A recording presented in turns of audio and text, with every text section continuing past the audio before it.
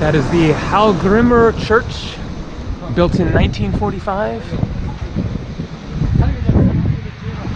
A little supermarket here.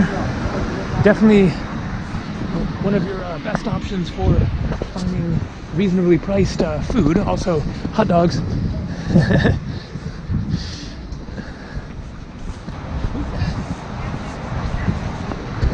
And so today is January 4th. It is 48 degrees Fahrenheit, and so it is actually fairly warm for middle of January in the North Atlantic Ocean. Iceland actually has a relatively moderate climate because of the Gulf Stream.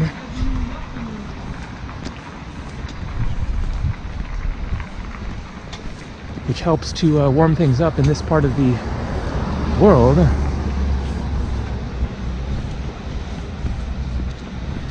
Today is my third day in Iceland, my second time to Iceland. I was last here 2 years ago, and it is my last day. I am flying tomorrow back to the United States, completing a 4.5-month journey around Europe. And so I just thought that I would do one last little video walking through the streets of Reykjavik, give a little taste of it. I'm on a different street from the one that I have shown in a couple of other videos, the Laugavögur street, which I know I'm not saying right, and also I think the Vögur part means street.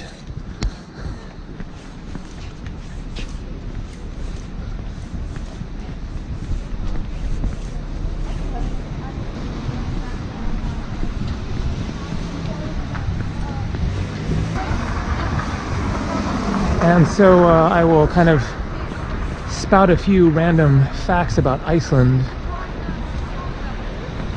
And so it is a island nation, of course, and considered to be part of Europe, although it straddles the continental shelves of North America and Europe.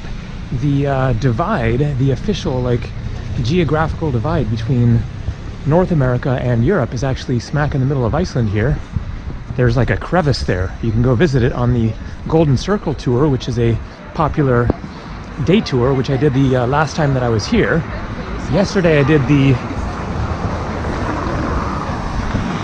South Shore Adventure day tour, which goes to the south and to the southernmost village of Vik, and to the Skogafoss waterfall and another waterfall and a glacier and the black sand beach.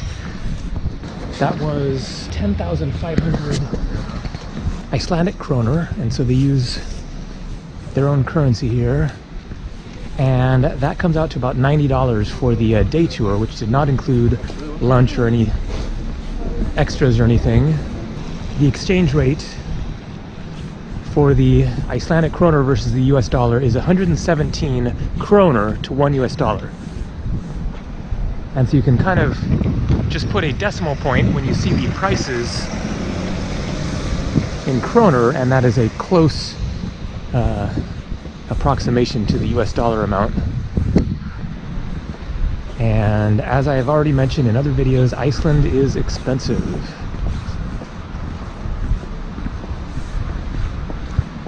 I've been to 62 countries, and definitely the most expensive country that I've been to, about the same as Switzerland. And so you can see it's not super busy. Of course, winter is the low season, but it is still, you know, frequented by tourists. The bus that I was on was almost full yesterday. And of course the weather is very variable, and it could be blizzard conditions or whatever. Maybe this is a you know, bit of a warm spell even for Iceland.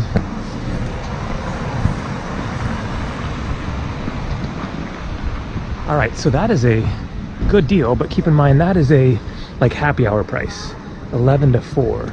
So that's about $7 for a beer. But that is the cheapest you're gonna find for a beer in a bar. They will often be $10, $11, $12 just for a typical pint. Subway is definitely one of your cheapest options. It said 300. That's just for a cookie and a coffee. About $2.75.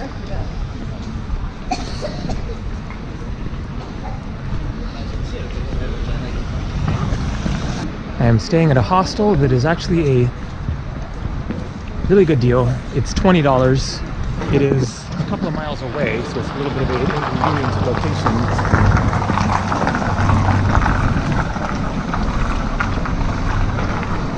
But I checked the prices for that exact same hostel in August, and it was not so reasonable.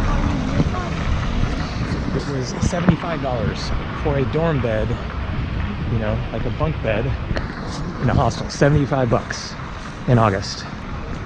66 degrees north. That is referring to the latitude of Iceland at the 66th degree parallel.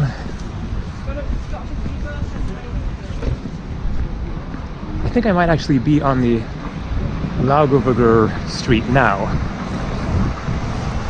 Yes, this is the most popular tourist shopping restaurant street.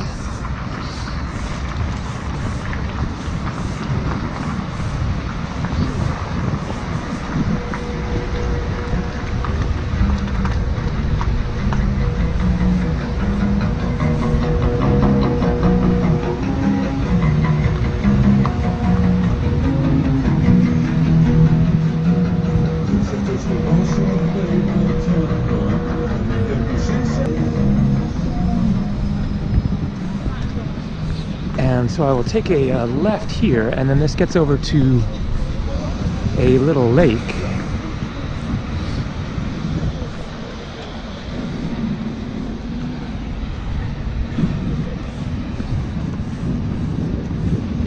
Not exactly sure what this is depicting, but yeah, I guess a woman carrying water, it looks like.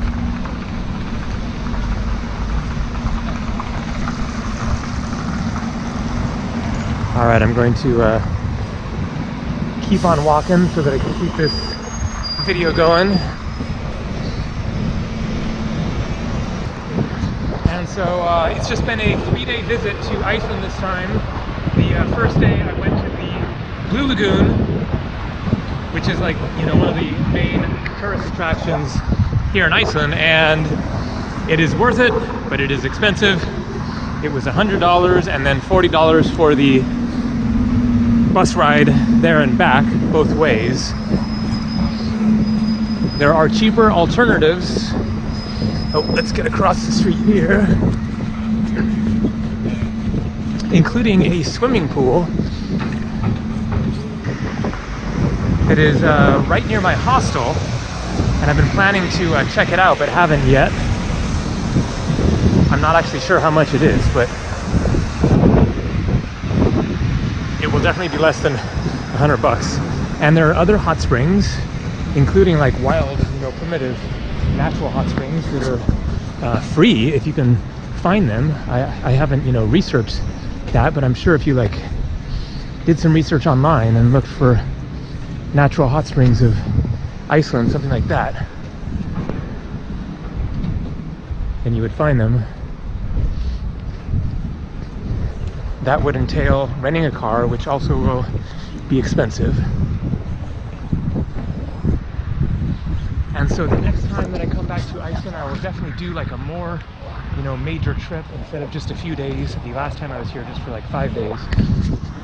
But I will plan to come here and rent a car or something like that and get around and see more of the island. Actually, it's kind of one of my travel bucket list items, you could say, is to hitchhike all the way around Iceland. There's a ring road that goes all the way around the country, and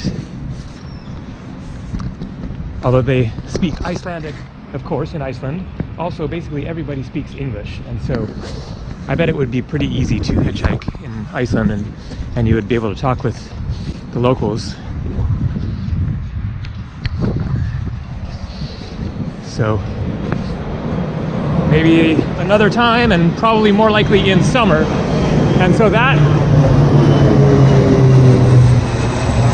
is a plane taking off from the domestic airport, which is near town, whereas the international airport, the Keflavik airport, is about a 45-minute drive away from here. And so here is that lake.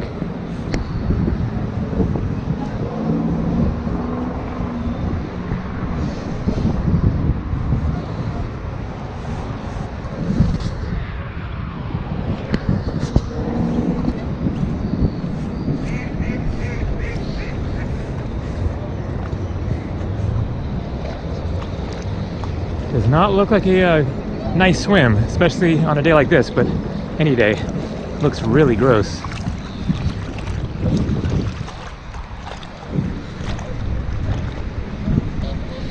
Alright, that is going to do it for Reykjavik and Iceland. Tomorrow, flying across the North Atlantic back to the US.